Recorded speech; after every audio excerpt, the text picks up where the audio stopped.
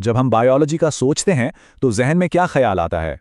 पौधे, जानवर या शायद इंसानी जिस्म की वो तमाम पेचीदगियां। लेकिन क्या हो अगर मैं ये कहूं कि बायोलॉजी की असल जुबान तस्वीरें नहीं बल्कि आदात हैं? जी हां, रियाजी। आइए आज देखते हैं कि ये नंबर जिंदगी के राज कैसे खोलते हैं। अक्सर लोगों को यही लगता है ना कि बायोलॉजी का मतलब है बस रट्टा लगाना, कि ये सिर्फ लंबे लंबे नाम, तारीफें और फैक्ट्स याद करने का नाम है। लेकिन क्या सच में ऐसा ही है? हकीकत तो ये है कि बायोलॉजी की अपनी एक खुफिया ज़बान है। एक ऐसी ज़बान जो ज़िंदगी के सबसे मुश्किल प्रोसेसेस को भी बिल्कुल साफ साफ बयान कर देती है। और वो ज़बान है मैथ्स की। जी हाँ, रियाजी के बगैर बायोलॉजी के ज़्यादातर उसूल सिर्फ अधूरी कहानियां बनकर रह जाते हैं। तो चलें शुरू करते हैं और देखते हैं कि आखिर बायोलॉजी को इन नंबर्स की ज़रूरत पड़ती ही क्यों है। देखें, हर चीज़ की शुरुआत होती है पैमाइश से। एक बायोलॉजिस्ट के लिए सिर्फ ये कहना काफ़ी नहीं कि ये पौधा बड़ा हो गया। नहीं, सवाल ये है कि कितना बड़ा हुआ, किस रफ्तार से बढ़ा।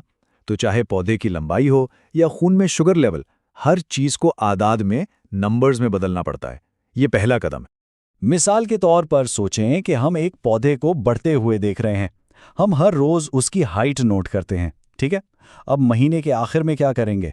हम सारी हाइट्स को जमा करेंगे और इसे दिनों की तादाद से डिवाइड कर देंगे और बस हमें इस पौधे की एवरेज ग्रोथ रेट मिल गई। है ना कितना आसान? लेकिन ये छोटी सी कैलकुलेशन बहुत अहम है। फिर आती है निस्बत यानी रेशो। ये भी बहुत कमाल की चीज़ है। इससे हम दो चीज़ों को कंपेयर करते हैं, जैसे एक कीड़े के परों की लंबाई और उसके जिस्म की लंबाई में क्या रेशियो है। ये एक छोटा सा नंबर हमें ये बता सकता है कि वो कीड़ा कितना अच्छा उड़ सकता है।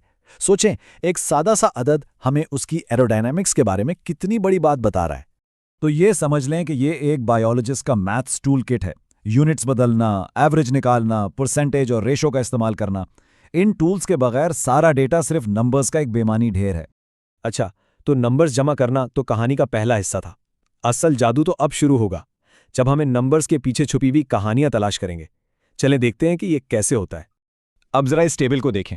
यहाँ एक एंजाइम की एक्टिविटी का डेटा है, मतलब अलग अलग टेम्परेचर पर वो कितना काम कर रहा है। 10 डिग्री पर इतना, 20 पर इतना। अब सिर्फ इन नंबर्स को देखकर क्या एकदम से कोई पैटर्न समझ आ रहा है? नहीं ना, थोड़ा मुश्किल है।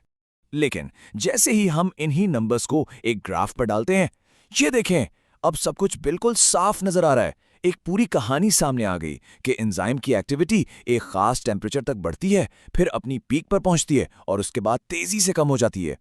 ग्राफ की यही तो खूबसूरती है। ये हमें दो चीज़ों के बीच का रिश्ता दिखाता है। यहाँ टेम्परेचर और एंजाइम की एक्टिविटी के दरमियान क्या ताल्लुक है, वो बिल्कुल साफ नजर आ रहा है। बिल्कुल इसी तरह बार ग्राफ्स देखें।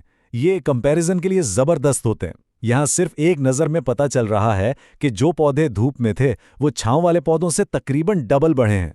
कोई लंबी तफसील पढ़ने की जरूरत ही नहीं, एक तस्वीर ने पूरी कहानी बता दी। ठीक है, अब बात करते हैं कुछ बुनियादी फॉर्मूलों की। ये वो ताकतवर टूल्स हैं जो बायोलॉजिस्ट तकरीबन रोज ही इस्तेमाल करते हैं, खास तौर पर माइक्रोस्कोप की दुनिया में। ये फॉर्मूला बादशाह है।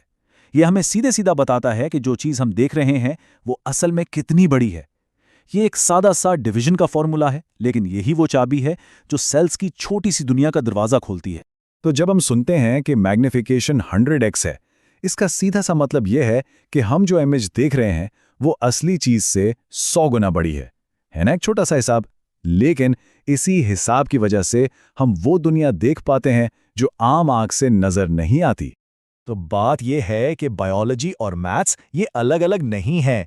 असल में रियाजी ही वो जुबान है जिसमें बायोलॉजी अपनी सबसे सही और सबसे दिलचस्प कहानियां सुनाती है। हर नई रिसर्च, हर नया तजुर्बा अपने साथ नए नंबर्स लेकर आता है और हर नंबर्स के सेट में एक नई कहानी छुपी होती है। तो अब सवाल यह है कि अगली कहानी क्या होगी जो ये आदाद हमें सुनाएंगे।